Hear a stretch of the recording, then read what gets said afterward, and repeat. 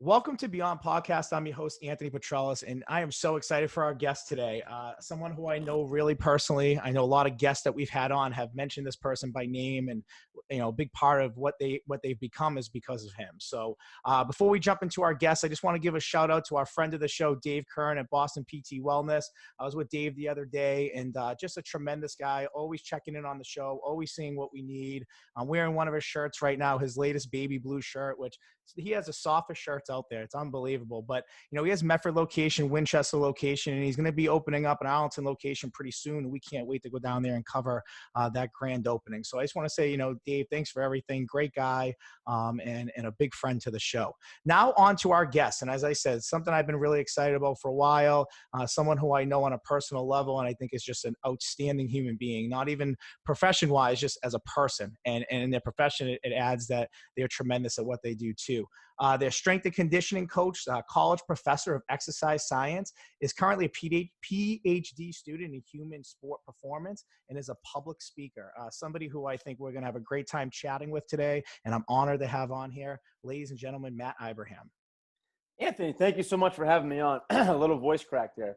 It's a Sunday midday, and I'm not prepared, but I thank you so much for having me on. You've been a longtime friend of mine, and we can get into that and the ins and outs of that, and then obviously Dave Kern as well. And so I have heard a few episodes of this and some former people that you had on, and you guys are doing an amazing job, and I'm so happy and I feel fortunate to be a part of it today. So looking forward to jumping in. Yeah, thank you so much. And as I say, yeah, we definitely have a history. We have a background. Your family is tremendous. I love your family. Your brother John, Mike, mom. We worked together for a while, and your dad's just the man in my eyes. So it is. You guys are a great family, and like I said, we're lucky to have you on here today. So this is how I usually jumpstart into a lot of guests that I have on. Is just how you kind of got into the field. I mean, I read off a lot of things that you do. So obviously that involves a lot of work and a lot of schooling, a lot of classes, I'm sure, and building your career up. So just kind of maybe talk from the beginning. What made you want to go into the field that you're in, and maybe how you got started in it? Absolutely, yes. I think like anyone in the field of fitness or health or performance, kind of as umbrella terms, there's something there. There's the kind of the overarching theme of, well, I enjoyed sports, or I like lifting weights, or I really wanted to help athletes succeed and do X, Y, or Z in their sport. And so for me, it's sort of similar. Obviously some injuries in high school as well kind of opened my eyes. So I think for me was junior year playing soccer at Medford High School, hurt my knee pretty bad, and had to go to physical therapy for it. At that time, like any young teenage boy, especially like yourself, right? You're playing about maybe 2 or 3 different sports. You're always exercising, playing pickup sports, going to the gym, lifting weights. You're doing anything and everything recreationally and competitively because you want to stay in shape and play sports. And so had that injury, it sidelined me. And so what I realized through injury is that it forces you to have to mentally build mental fortitude, mental strength, kind of get your mental reps in. And it's not just all about the physical reps. And can I just say, like, on this show with coaches too, like we talk about mental toughness in athletes, period. Like that is the difference between a team being good and a team being great, is that mental toughness. So when I hear you say that, even in your line of work and, from the, building, getting faster and stronger, perspective, that's great to hear that there's a mental capacity to that too. Yeah. And that's the thing, like with a lot of, in my field now in today's society, there's this big push, obviously, for mental health, mental wellness, finding ways to decompress, stress management, coping with stress. And the biggest thing that you can look at is certainly mental toughness, but also, in my opinion, that is probably going to be a little bit more strategic, is mental finesse and mental agility, meaning how can you manage certain situations in game, in sports, in life, because you and I both know they all go hand in hand. Right. And so, being, let's say a junior, 16, 17-year-old high school kid, can't play the sport that you love, you're sidelined, you're on crutches, what do you do? So that was an eye-opening experience. I went through the rehabilitation process, physical therapy. I had been exercising. I said, okay, like this is interesting. There's rehab, there's sports medicine and physical therapy. There's also fitness, exercise, and getting stronger.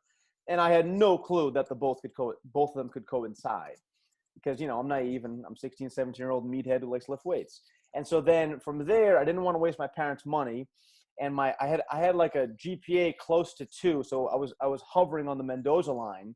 I never applied myself in high school. I really didn't care other than for sports. And, so I was like, all right, well, let me go to a school that I don't think would cost a lot of money for my parents. Again, really naive thought process. I went to UMass Boston. I was in the College of Liberal Arts, reading, writing, those type of things. I had no sense of direction. Not sitting here saying that the guidance wasn't there. I just didn't apply myself. Fast forward, it took me 6 years to get my undergraduate degree, failed by college terms, if you will, 12 courses, so C- or lower, didn't apply myself, took a semester off. I was kind of all over the place, but the things that stuck during that time period, Ant, were I was always doing something in strength and conditioning, reading articles, listening to podcasts, going to, looking at magazines, seeing what the latest workouts are, latest trends, philosophies, methods, and doing them in the gym, kind of being my own guinea pig in the lab, quote unquote, if you will, just trying things. And on the flip side, when I had hurt myself again, just minor stuff like, playing some recreational pickup ball at Tufts University, sprained an ankle, those type of things. I had also gone to physical therapy and rehab. So at that point, in that 6-year span of getting out of high school and going to college, I know that the typical student spends 4 years. I spent 6. I had a little bit extra time, and I like to think of myself as kind of a late bloomer. I just needed a bit more time, right? So in that period of time, I also, through my father and a connection, I was fortunate enough to land an internship at Mike Boyle's strength and conditioning in Woburn, Mass. Anyone who's in the field of, if you play sports or you're in the state of Massachusetts, Mike Boyle's name. Oh yeah. Since Yeah, I've been in high school, yeah. yeah. Mike's a great guy. He's not only is he a local legend, he really is a pioneer in the field of S&C. And so for me to have that opportunity, it was like, lucky doesn't really put justice to the word. So it was a great opportunity. And I'm still, good friends with Mike to this day. He's gotten me several recent opportunities with speaking at certain conferences and whatnot. Just a great all-around guy. They have a great product. They do an awesome job there at MBSC. And I was in the internship program. I was super green. I was like a blank white canvas. Didn't know what I was doing. And I got my ass handed to me. And I've thanked that individual person. She's no longer there to this day for doing that, because I think the biggest thing that anyone listening can learn is make sure whichever door you choose to walk through, that your head can fit inside of that door. Meaning, Yeah. Stay humble, stay within yourself, have a rookie mindset, be the fly on the wall. I'm 32. I've been doing this since I was 18, and I'm still, okay, what else can I learn, and how can I develop? How can I better serve the individual, whether it be an athlete or a student, better than I did yesterday? So, And you need someone to give it to you. You need yeah. someone to give it to you every once in a while. It doesn't matter what field you're in, whether you're the athlete or you're on the other side of it, or even as a coach. You need someone to keep it real with you in order for you to realize, like you said, fitting that head through the door and always being humble and making sure that when you feel like you're a couple steps up, someone's always going to put you to step down to make you work that much harder. So I agree with you totally there. And it's good because, you and I, like, listening now, it's like, these were life lessons, but I didn't see it at the time. You're naive. You're 18, 19, 20, 21, 22. You're like, oh yeah, no, like, this is whatever. Right. But I know everything. Yeah. yeah, exactly. No, I know. And now it's like, no, please continue talking. I want to listen. I've completely, reverted my thought process. But so in that 6-year span, the last year was when I met my now fiance. So we're about a month and a half out from the wedding, and she's local, lives nearby, and I had so she was going to UNH. It was her real senior year. It was my 6th year, my quote unquote senior year, and I was spending Friday from 12 noon to Sunday at 5 o'clock at UNH, just traveling to and fro, just because you're dating, all that type of stuff. And midway through that year, it was mid to late December. It was like the week before or after Christmas. Email, hey Matt, you're on academic probation. This is the 12th class you've quote unquote failed, C- or below. you're you're not going to graduate unless you fight this, so to speak. Or do you want to fight this? Or do you want to, put up a protest toward it? And so I'm going into my last semester. January 20th or so is usually when the semester starts, roughly for different college or university. I'm on academic probation. I'm a week out from that date, and I have no clue if I'm going to be taking class or not, because I haven't been given the ability to read a letter to say, hey, I deserve to be in the program. Right. So long story short, I don't know how, I don't know who was looking out for me, but thank God I went up, I spoke my piece, and they let me back in. And it was pretty much like, don't mess up again. And rightly so. Finally graduated, with my undergraduate degree. I had interned at Boyles. At that time, I had also been a physical therapy rehabilitation aide. Basically, you're training clients and athletes. Yeah. In the physical therapy sports, rehab clinic, like Dave Kearns at Boston PT Wellness, but under the guidance of a doctor of PT or a physical therapist.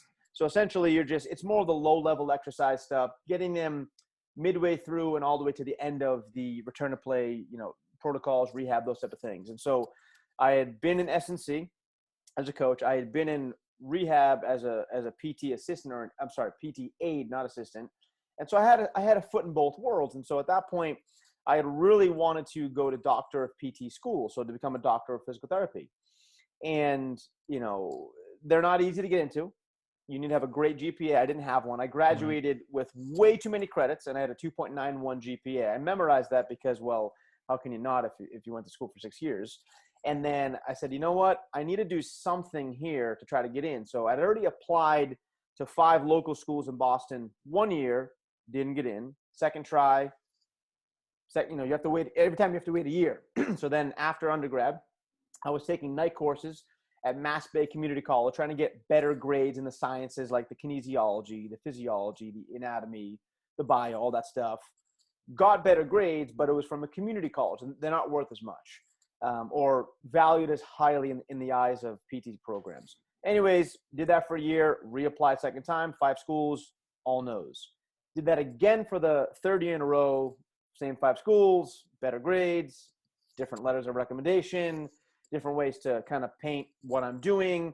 I introduced social media to what I was doing as well, in terms of trying to have educational outreach in the community to show, hey, I am trying to outweigh my poor grades. Third year in a row, same 5 schools, tried again, didn't work. So, I have 15 letters of, I guess, denial, if you will, to this day. And I don't take any of that for granted. I don't regret any of those, because that has helped become a major fuel for me. So at that point, let's face it too, the GPA rule is kind of bogus. Like, again, you're admitting that you didn't put a lot of effort in, but I went through similar things going to college, and some high schools are a lot more difficult than others. Some high schools offer a lot more difficult classes than others. Or in case of colleges, it's the same exact thing. Different schools do different things, and if you're somebody who's involved in a variety of different things, and not just going to class, going home, hitting the books, doing your homework, studying, going to class, and that repetitive thing over, you're doing internships, you're working morning to night. I mean, for GPAs to be such an effect to get into places, I think sometimes that's just kind of bogus. I think they don't look at the whole person and what the work they put into it. And look how many successful people out there now that admit, like a Joe Rogan, for example, who was like, yeah, college was boring to me. I wasn't learning things. I wasn't doing things that I wanted to do. Right. And so, here you are kind of saying that same thing, that maybe college just wasn't, you weren't into it, but what you knew you wanted to get into and be into, unfortunately, those grades maybe affected it. And they didn't take a look at the whole Matt Ibrahim. They just took a look at a piece of paper that had numbers and letters on there. And that's how they determine who you were. And I think that system is insane. Truthfully, it's crazy. It is, it is definitely interesting, because, and I agree with you. On the other end of the coin is, and I always say, what if I did get in? Would I have been as hungry as I am now? And I don't know that I would have, to be honest with you. So I agree with you wholeheartedly. Trust me, I do, because three out of those 5 schools have invited me back as a paid public speaker. So, it's like the world, things come full circle at times. So But hey, you live with no regrets, right? And so I do agree with you. So didn't get in 3 years in a row. I had my bachelor's. I've been an S&C coach for probably 4 or 5 years at this point in a variety of settings and facilities, work with athletes, clients, patients. And then I wanted to get my my license in massage. And so at this point, I wanted to show, hey, look, I do understand and know some of the rehabilitation processes, and I can aid in the rehab process while also being a coach. And this just comes from the mindset of, I didn't know that you can combine tools. For example, there's someone like, who might be a physical therapist and also does real estate on the side.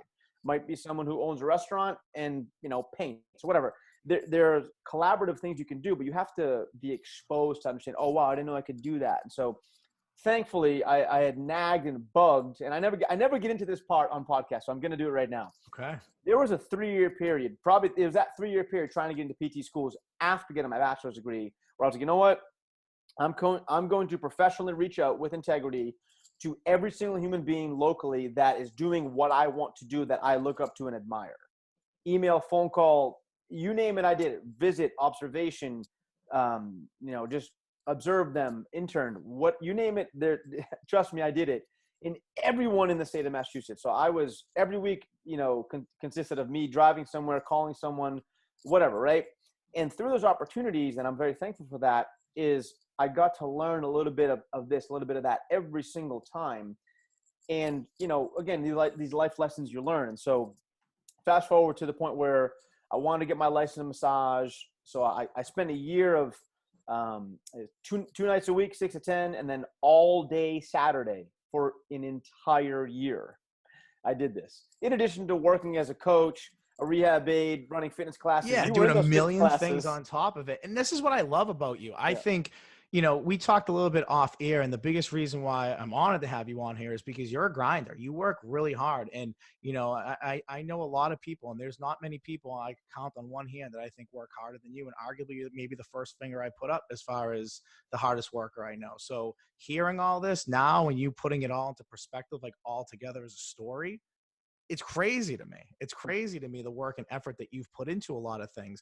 And, one of the big things that I want to touch upon, I want to make sure I read this right, because I think this is cool. So we've heard the story. We've heard the work you put into everything.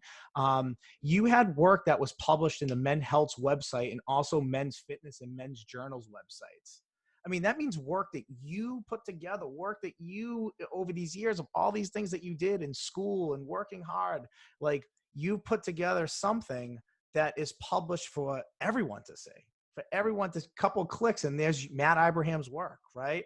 Talk about that. Like, to me, that must have been an incredible, incredible feeling to see that all this hard work, and I know there's probably around the block of things you could continue to tell me, right? But talk about that, because that seems pretty special that your work was published on a website that a lot of people frequently, visit a lot. Yeah, it's like anything in life. You see something that you want. I'll use sneakers as an analogy. I'm a big sneakerhead. Okay. If I see someone wearing a pair of sneakers, I'm like, oh my, I gotta have those. I'm gonna go on my phone. I'm gonna go to Goat or one of the underground sneakerhead sites, and I'm going to find them and going to buy them. It's kind of one of those things where it's I can't stop it once the process starts. I literally don't have the ability to stop myself. Thank God that it's sneakers. Yeah. So for me, it's if I see someone doing something that I say to myself, I'd love to do that. I'll reach out and say, hey, great job. I saw your article on so-and-so's website. I'd love to get involved. How did you go about doing that? If you don't mind sharing your story. If not, I totally understand. That's literally what happened. A friend of mine written an article for that website. I said, hey, awesome job. I actually really love the website. And I did a collaboration post with him on a different exercise or a different topic. I said, hey, by the way, if there's anything I can do to help, let me know. And he said, yeah, that's awesome. Thank you. And then conversely, what can I do to help you? And then I knew I had my in there. And so I want to make sure that I'm saying this in such a way that gets understood as, don't ask to be given something, give something first without any hope of getting anything in return. And then if you show your authenticity, maybe they'll give you something in return, but don't hope on that. Don't wish for that. And so that's kind of what happened. I love that. He said, yeah. He said, that. yeah. He said, no problem. I'd be happy to, I went to school with so-and-so and here's your contact. And I reached out probably 3 or 4 times in a month. I spread my emails out over 5, 6, 7 days. I don't want to badger people, but, professionally check in. And finally she got back to me, and then I pitched her 3 ideas and we went with one of them. And the other 2 ideas, a year or 2 later, we went with those. So, I wouldn't say it's something where I think the thought process is, oh, wow, they said no to me. I'm going to go sit in the corner in the fetal position and cry myself to sleep. And I don't act that way. That's not how I am. It's no is cool. It's just to me, it's one more no closer to yes. And it doesn't matter how many no's that gets said to me. It doesn't, like, I don't get, I have the ability to be extremely black and white and purely objective with things. I don't get emotionally involved with things. I try not to, really hard. And that's hard. I mean, that's Not hard. easy. Well, when, and I credit my parents a lot to, I guess, the work ethic and just kind of just moving forward, and my grandparents as well, and if anyone's ever met my father, I don't think that, and I say this jokingly and also seriously, I don't think his dictionary has the word no in it. Hey, do you want to order out food? No, Dad, I'm all set, thanks. All right, what time you want to order out the food? Dad, I'm all set, thanks. All right, so what do you want from the menu? Dad, like, there's no, you've seen it. Yeah. Don't know, like, NO does not exist. So to me, it's, jokingly growing up, now, I guess professionally, really looking back, as silly as that may sound, to me, it has helped me probably in every single scenario I've been in, because if put it this way, right? Hey, can I write for your, super prestigious website? No. Oh, man, like, what the hell? Like, you're going to feel awful about yourself. Versus me, I'm like, hey, you know what? Thanks for your time. I really appreciate it. I totally understand. It's all good. A year goes by, that same person or organization, this may be a story, it may be real, wink, wink, reaches out to me and say, wow, really love your stuff. And I'm like, well, where were you a year ago when I asked you? But you can't act that way. You have to be professional, right? Don't burn bridges. Never burn bridges in the field. So to me, it's just going after what I wanted and not really accepting no for an answer. But if I get said no, be okay with that. Be professional and continue to, work hard in silence, and hopefully your work will speak for itself. Yeah, excellent, dude. And I love that. I think that that's so important, is, not just taking no for an answer. And just because you hear no doesn't mean you move on to the next thing. It's like, okay, now I'm going to do this, or I'm going to get noticed by this. Or even if they told you, hey, this is what we're looking for, going back and doing what they're looking for, coming back to them saying, okay, I took your advice. I did that. I had somebody who was interested in the show and helping take the show to another level. And these are the things they said to me. And I reached out to them recently after 6 months and said, hey, I did A through Z. This is what I did. This is how I did it. Whatever you think the next step or the next thing I would need to do to get to that level, let's have a discussion and I'll do it. Like you said, it shows that, all right, this person, yeah, they're not a nag. They're not, someone who's annoying. They're someone who's persistent and really wants to grow. And I think the smarter people see that. The smarter people realize that. And I'm sure in your field, it's a competitive field. You got to figure out a way to separate yourself from everybody. Work together, collaborate, yes, but also how are you separating yourself? And you mentioned networking, which is kind of the next thing I wanted to get into a little bit. Like, I'm in the world of high school football, right? So if networking for me is going to clinics, going on webinars, or especially going to, like, we used to go to Gillette Stadium, this huge football conference in Gillette Stadium. We have a keynote speaker. You see a bunch of coaches that are teaching things defensively, offensively, positionally, whatever it is that you kind of pick and choose that you go to. But when that keynote speaker came on at the end, that was my favorite part of the whole conference, because I got to meet other coaches from other staffs, whether they're positional guys or coordinators or the league that they play in, or, hey, we're looking for a game. But you also kind of like hear how people do things and differently than maybe your program does it. And you build a network of, if you ever needed a D-line coach, or you're like, I talked to this D-line coach from Rockland for 45 minutes, and this guy's great. And, if I ever had a D coordinator job come up or needed a lateral move on a D-line coach, this is a guy I might reach out to, because philosophically we think the same way. How does that work in your profession as far as networking? Because I know you know a lot of people and you've mentioned a lot of people, but do you have things like that you meet at conferences, things like that to help you network out? Yeah, absolutely. So I've been going to conferences or clinics or workshops or seminars, and there's all the different words. Basically, you go to an event where people speak and you learn, Right. right? Um, Like a Matt Ibrahim, like we're going to talk about later. so, I'll never forget the first one I went to was the, the pediatric and youth athletic hip. I believe this was at Boston Children's Hospital. I was probably my fourth out of 6 years in undergrad. So we're talking probably like 2010, 2011. So probably 10 years ago. I never forget I went and I had no clue, like, what do you wear to these things? So I wore a suit. Like I had no clue what to do. I had my notebook, my backpack, and I get there. I'm like, wait a second. People have like, it's middle of the summer, right? People have khaki shorts on, like a button-up polo and just a phone and a water bottle, maybe like a snack. I'm like, what are you doing? Anyways, so I had gone to a bunch of them.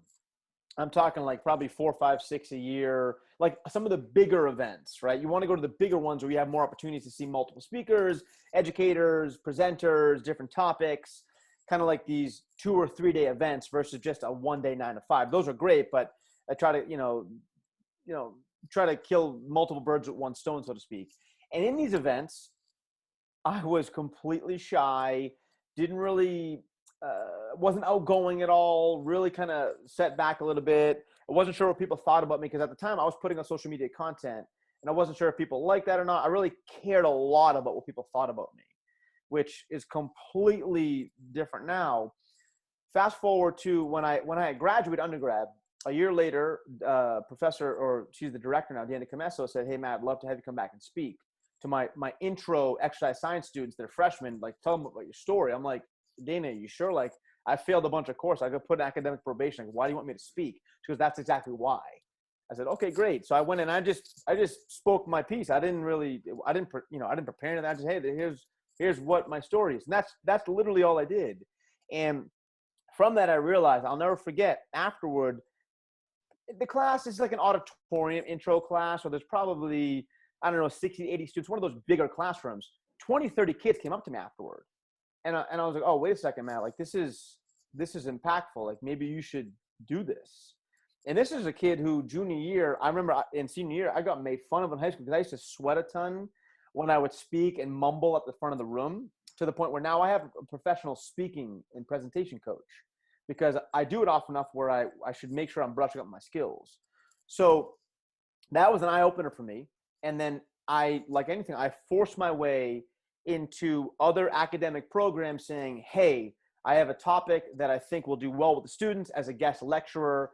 So I've done about 25 to 30, in the United States locally and a little bit not so locally, just guest lectures where I say, "Hey, I'd love to just present this for your students for one class on this day and time." And in that process, I became more comfortable, built my skills, similar to coaching, and then was fortunate enough to put together a 1 day workshop, kind of a continuing education unit type of thing, where I was then presenting alongside a former colleague of mine. And we traveled to Google headquarters to present for Exos, Stanford University, Duke University, done some stuff in Italy. And so, it's something that I don't take for granted. I look at every opportunity as, I'm very fortunate to be a part of it. And, how can I continue to grow and learn from each of these moments? And also always asking for constructive criticism and feedback. Because if you walk around like you're the bee's knees and you're the quote unquote expert, well, how are you going to grow and develop? I'd rather walk around saying, "Hey, I think I'm okay, but what are your thoughts? Like, can you give me feedback for that?" Because I have thick crocodile skin. I don't really get offended easily. So that's And that's great. And that's a great skill to have, Matt, because, there's a lot of people that, as much as they want that constructive feedback, when they get it, they react a lot differently than what they're going to tell you. Right. And like, "Oh yeah, okay, they don't know what they're talking, but you can't take it like that. And I think a lot of guests that I've had on the show, we've talked about that in the high school world and even college athletes. That's some of the most difficult things that, those coaches have to do, is give that constructive feedback, but also having those athletes being able to take it, say, "Okay, this is how I'm going to change my game," or "I'm going to follow what they're saying." And I think that that's really hard when you're trying to grow, and especially where you've been working as hard as you possibly were, within that like 10-year window that you named. I mean, it's not easy sometimes to feel like you're getting a step forward, taking 2 steps forward, taking 3 steps forward, and then all of a sudden someone kind of says, well, this, and this. And Mhm. now your last 6 months of everything you've been doing, now you start questioning a little bit and changing it. And so it's not easy. So to have thick skin, I think, is cool. And you brought up all these places that you spoke at. And I want to bring up one more, and I want to make sure I read this right. The Star in Frisco. The Star is the 91-acre campus of the Dallas Cowboy World Headquarters and practice facility in Frisco, Texas. I was living vicariously through you on Instagram between your stories and your posts that you were there. I mean, that was amazing. I was so proud of you. So how did that come about? And maybe just talk about the feeling. I mean, 91-acre campus. I mean, that is like a very big town, a big city. Like, that's huge. I mean, talk about being able to speak where the Dallas Cowboys, for all intents and purposes, play. Yeah, so it was a unique opportunity. It came out of nowhere, to be honest with you. Nate Barunda, he's the executive director of performance over there, and he runs it. So Sports Academy used to be Mamba Sports Academy. They've, since Kobe's passing, have dropped Mamba from the name just out of respect of his passing. The original location is in Thousand Oaks, California. This is a satellite location, at the quote unquote at the Star, which is the 91-acre the campus of the Dallas Cowboys, and it's a marketplace as well. There's hospitals, there's different settings, restaurants, what have you. But on that campus, there's a big sports medicine. I think it's called Brown Health. It's like a rehabilitation medical office building. At the bottom is the satellite location for Sports Academy at the Star. So there's basketball court, volleyball court, there's a giant turf, indoor, outdoor, sliding doors, there's, weight training, S&C facility, you name it, they have it. It is state of the art. And someone slid into my DMs on Instagram in February saying, hey, I got this great event, never met the guy my entire life, never followed him, knew who he was. Would love to have you as a speaker. And granted, guys, if we can go back to February, we remember we're still kind of like, oh, are we having the vaccine? Are we not? What are we doing? Masks, no masks?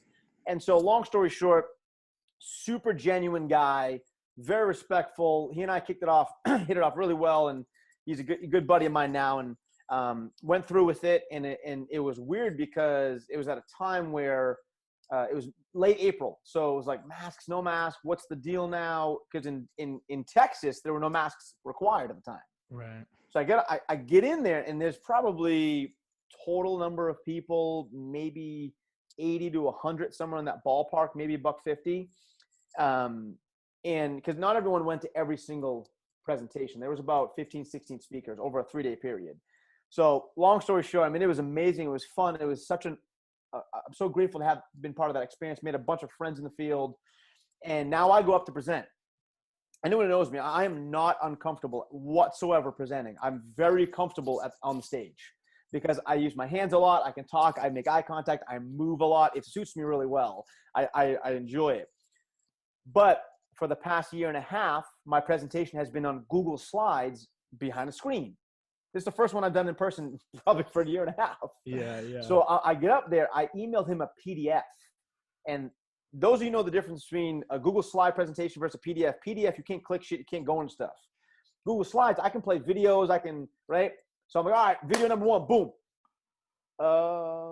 And I had the Space Jam Jordan 11s on. I am not creasing those bad boys. I'm not jumping. I'm not landing. It's a jumping and landing talk. I'm like, screw that. I'm not doing this. And so I'm like, all right, next video. And I'm like, shit, I sent you guys the PDF. My bad, guys. And now, no, I think normally, it's okay. It's probably normal to get nervous and sweat. I'm like, all right, screw it. We're going to keep moving forward. Took my sneakers off, then did the drills. And you kind of just have to go. That's life. You got to go with it. Granted, Nate was kind enough to give me a 6 a.m. session, a breakout where I can do the exercise the next morning. And there was like 30, 35 people there. So I'm thankful for that. But I mean, it was fun because when you have a job and you have a lot of projects you do on the side and you speak a lot and you do all these different things, I want to continue learning as well.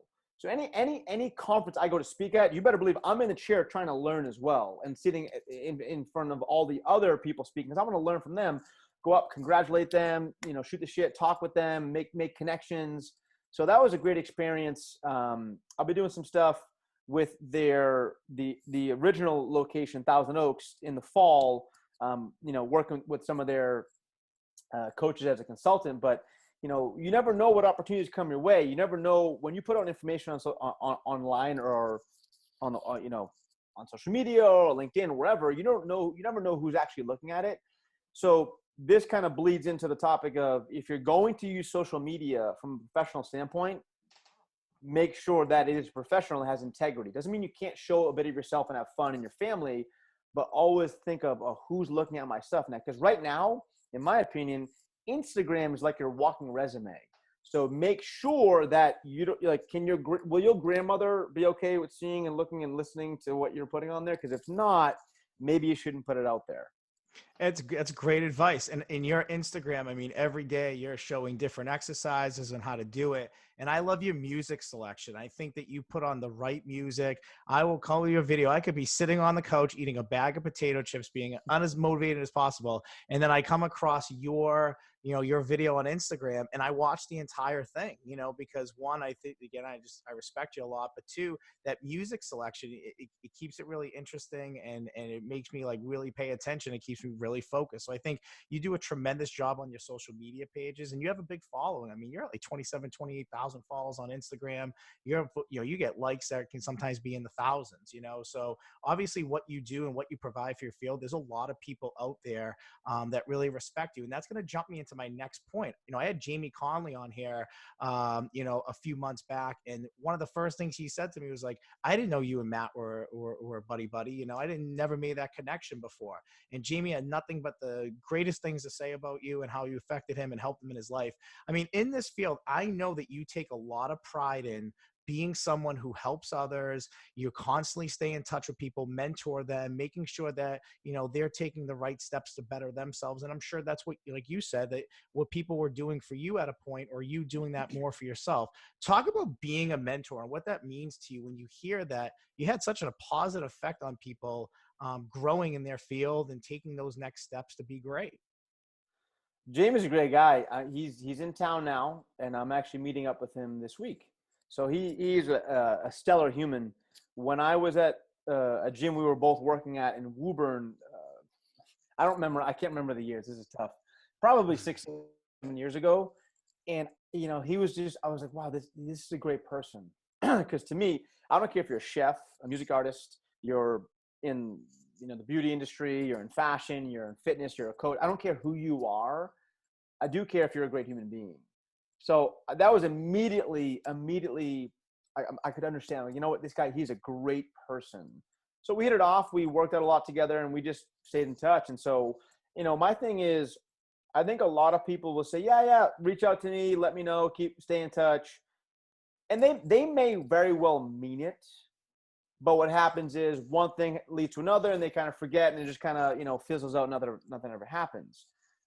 I'm very direct and I always follow up. It's just kind of makes you who you are. That's the person you are right now, and the success you had is by exactly what you just said there. You always follow up.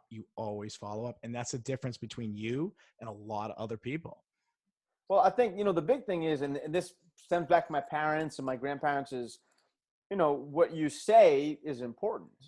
So if you say, hey, Aunt, I'm going to be there at 5:00, like I'm going to be there at 5:00. Or if I'm running a few minutes late, hey, I'm running a few minutes late, like constant communication. So for me, the skill that I still think I need to become better at, but I work a lot at, is communication.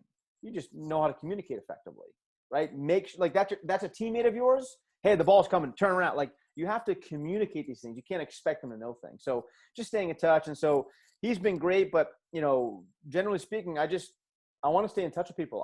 I want to see people succeed. I think I've been helped by way too many people to not at least pay it forward and help others succeed in the field as well. And my big thing is, if you and I are on the same football team, wouldn't I want to see you win? Because if you win, I win, and we all win. Right. So it's more of like it's like this team mentality is, if I can help someone in our field become great, that elevates the standard in the field.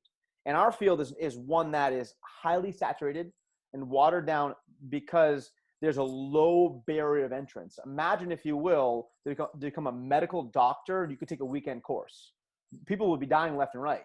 And we wouldn't have great surgery. So our field, we are, in my opinion, personal trainers, strength and conditioning coaches, performance coaches.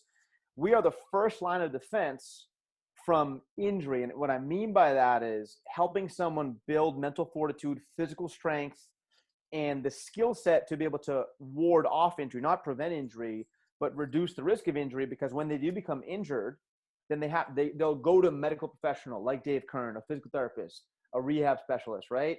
And so as coaches and trainers, we have the ability to do no harm and put the athlete in the best position possible to succeed. So if I can have 1% of an impact on that wave of effect, you better believe I'm going to try my hardest to do that. That's how I look at it. I'm looking, 5, 10, spades deep, if you will, not just at what you see, what hits the eye, almost like the glacier, right? Like not just tip of the iceberg, rather.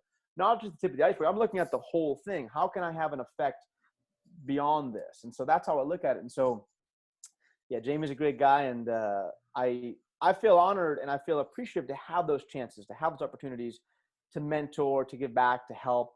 I think that when you work in a service-based industry, any of them, you have this deep fire within you. Hey, I want to help. What can I do to help? How can I be of service? How can I provide value? Providing value is the most important thing you can ever do, because if you provide value, then you're in a position where you'll always be in demand. And I don't mean that from an arrogant or cocky standpoint. It's like, I can provide value. What can I do for you? And that's how I look at it. So, okay. So along the same lines, let's flip to the other side a little bit, right? Like obviously this podcast focuses a lot on the world of coaching at the high school level and the college level. And I'll maybe focus this more towards the high school level, because colleges, I know they hire strength and conditioning coaches, and those people have a lot of, credentials to be able to do what they do. But in the high school world, what would be your advice to like high school coaches as far as building a workout goes, whether it's a summer workout for 3 months or a longevity one that maybe starts more in the winter into your off season? What would be some of the things to make sure not only that they get the most out of that time frame, but also the safest way of doing it? Because so many kids nowadays, they throw a ton of weight on there and they're like, oh, look what I squatted, but they go down 3 inches and they go back up and like, oh, I squatted 400 and something pounds. So how would you advise maybe high school coaches as far as putting workouts together and what to maybe do versus what maybe not to do a little bit? Mm-hmm. Yeah, the biggest thing when I look at that equation, which is never easy to solve, is and I know that this is an if you have the resources available to you to do this, I would strongly recommend searching for a qualified professional in the area willing to do some consulting work with you. Local strength coach or personal trainer who you respect, does a great job, or organization or company, for example, like a Boyles, to come in and say, hey, can you critically appraise our program?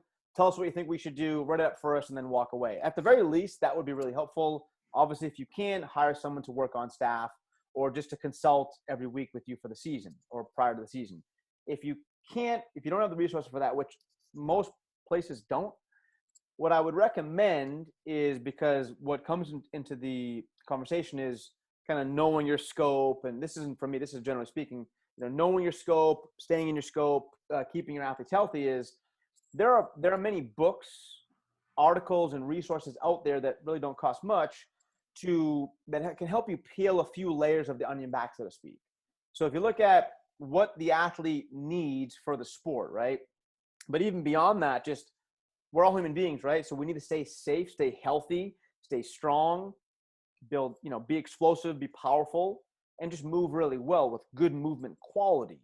Then we can become awesome and athletic in sport. And so if you don't have the resource available, look up some, written content, whether it's a book or textbook or what have you, and just put together simple stuff, because in my opinion, less is more at that age and simple wins. And so does their squat pattern look good? Okay, great. Does their hip hinge or deadlift pattern look good? Can they run? Can they sprint? Can they jump? Can they produce power? Can they do skips and hops and pogos? Those type of things, like the basic simple things. Yeah. Not how heavy or how much weight can I put on the bar. Yes, I know the argument will be, well, strength moves people, it's powerful, mass moves mass. I get it. I totally get it. But if your athlete isn't healthy enough to stay on the field, doesn't matter how strong they are. Like an 18-wheeler Mack truck without the fourth tire, like for the Mack truck, doesn't matter how strong or powerful the truck is, it's not going to go anywhere. Yeah. So keeping your athletes healthy, that's why there are qualified professionals in the field. It's not just for bigger, faster, stronger. It's for injury resilient, durability, and having movement quality to then build strength on top of that. And that's the biggest thing from a foundational standpoint is, getting your athletes to buy into staying healthy, because then you can become really, really strong for the sport, whether you're playing tennis, soccer, basketball, volleyball, hockey. I mean, name the sport, or, they all fit. But I think the biggest thing is looking into the resources available out there based on what you can afford and what resources you have at your disposal, and really trying hard to bring some of that knowledge and education in, versus trying to do it yourself as the football coach or the sport coach. And there's nothing wrong with that. I don't want to paint that picture the wrong way. But there's validity to that. I mean, I was a football Well, coach, yeah. and I'm not going to sit there and pretend I'm a weightlifting expert or a strength and conditioning coach. I was consulting, like you said, with people and hired a program to come in and really put something together for us, because I got to focus on a million other things, and I want to make sure that my players are getting bigger, faster, stronger, but they're doing it the right way, and they're not just coming in and doing workouts because it says it on a piece of paper and not knowing the correct form and not putting the correct weight on and not really getting the most they can out of that workout. So I a million percent agree with you. I think that sometimes coaches can be a little naive to be like, oh, well, this is, bench press, shoulder press, squat, deadlift, clean. Yeah, that stuff's great. But, we also got to make sure that kids are doing it properly. You got to make sure that there's a method to the madness. It's not just going out there and having them do a bunch of exercises. So I totally agree with you.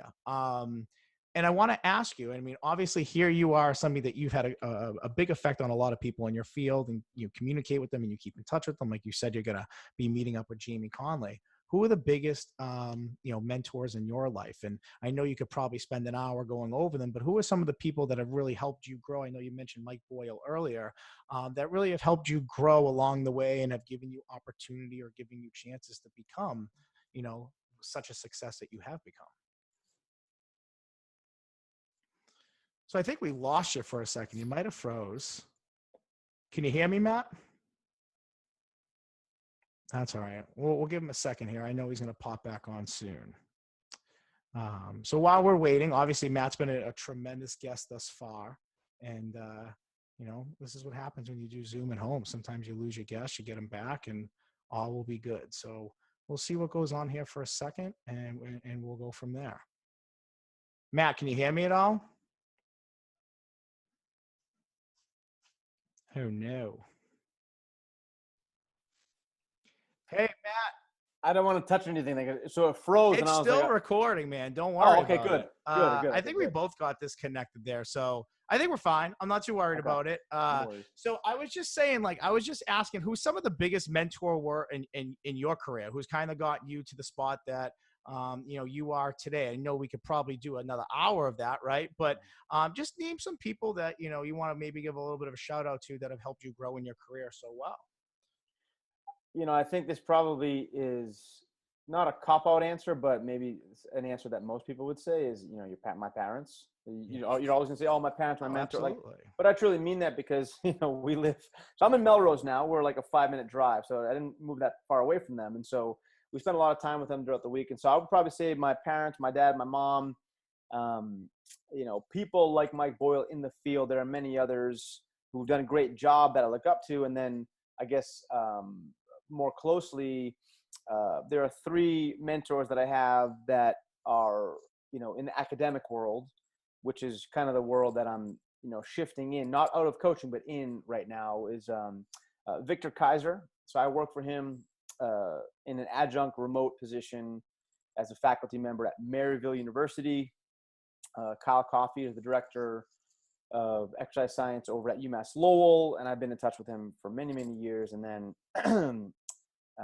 Dr. Darren Smith, he was my master's program director.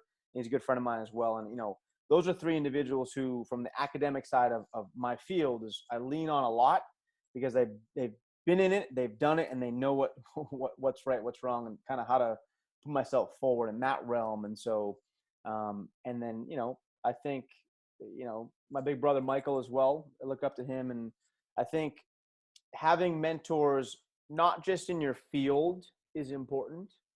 I guess looser versions of the word. I look at other things in the food industry, in the music industry, in the fashion industry, those three particular, to motivate and inspire me and say, wow, like I look up to that, or I want to try to be that, or trying to do that in this way. And so that would be my answer to that one.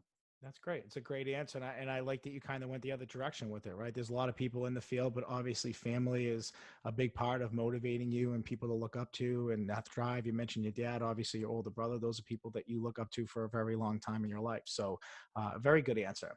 And the last question that I want to ask is just, and I feel like you've kind of answered it, somewhat around a little bit, is just the advice that you would give to young people, entering the field that you are in, and maybe not knowing exactly what they want to be in that field, but knowing that they're interested in that field and they want to put the work in there. What would be your advice to people that are looking to really make a name for themselves?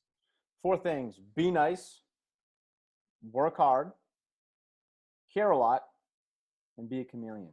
And what I mean by that is being nice. It shouldn't have to be asked, but unfortunately in our society, you kind of have to remind people. Yeah. Work hard. No one ever got no one ever got in trouble by rolling up their sleeves and getting dirty and just putting the work in. Caring a lot. Well, if you don't care a lot about what you do, I can sniff it out immediately, and I'm not going to associate myself with you. This is not me talking. This is the general person. If someone can tell, like, for example, if I was like, hey, Aunt, like, just grab the dumbbell, man, like, put it over your head a couple of times. Like, why am I paying this guy X amount of dollars? Hey, Anthony, I'm going to grab that dumbbell, but have you go in this position right here and put your hand right there. Those type of things. And then being a chameleon, kind of like, be a bamboo stick, bend but don't break. Blend in with your surroundings. Be flexible. Be able to take a curveball here. That's life. It's going to happen. The best training programs, I'll use my field as an example, that I've written are the ones that I've had to change a million times because the athlete got hurt, injured, something didn't feel right. Shit happens. It's life. Oh, my dog ate my foam roller, or, I can't find my dumbbell, whatever. You just make it work. And so those to me are the four basics that they require. You don't have to be the smartest person around to just put effort forth. Putting effort forth is probably a skill set that's undervalued and underappreciated and underutilized in today's society.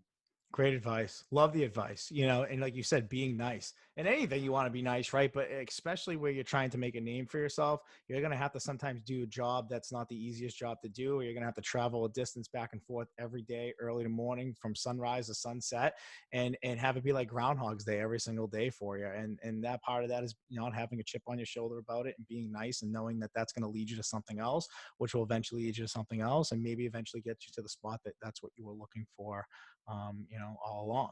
So we're going to jump into our last segment here, and it's called our 2-minute drill. Okay. I know you know a little bit about the 2-minute drill.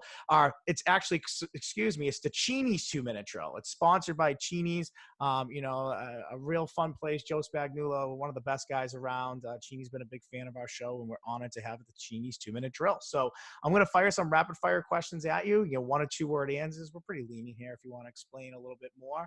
And I get to throw a challenge flag. If I want you to explain something a little bit further, I throw it. So it'd be fun. Coaches in this segment really love it. So I think you will too. So I'm going to set this timer, and here we go. If you had the opportunity to make your own rice ball arrocchini, what would be the ideal stuffing you put inside? If we're in a high-end restaurant, I'm going grilled or charred octopus. I know not everyone likes that, so we'll save that for the fine dining experience. What I would recommend, and Joe's going to know, his nonna probably did this, it's the orange flour. It's a fried zucchini flour with breading, Parmesan, and cheese. Put that in the center of an arancini ball. It's going to sell lights out. Wow. Okay. I'm going to share that with Joe. Joe's going to see this one. That's a great answer. What is your favorite exercise that you love to teach people how to do? Deadlift. Hip hinging, or hinging at the hips, is an exercise or a movement pattern that the majority of folks in the world don't know how to do, but we need it on an everyday basis. Doing the laundry, picking up your child, flower beds, like we need to hip hinge or deadlift. And so we need to teach them how to do it properly to make sure they have a strong low back. Okay. Great answer. Favorite place you worked at in this field? What was one place that you just kind of really enjoyed your time there? To be honest with you, this isn't just to blow smoke. I mean, Dave Kearns, Boston Physical Therapy and Wellness. because it was Medford, because I'm from Medford, and because I knew everyone coming in, and because Dave's just, I mean, it's a culture thing. It's an environment. It's an atmosphere. You can't beat it over there. They do an amazing job. The whole staff is, it's a great place to be. Okay, great answer. Week 4 in the NFL, Brady versus Belichick. Who do you have? I mean, it's Brady. I mean, you can't bet against the guy. He's Tom Brady. I've gotten all Brady except one. I've gotten all Brady except one.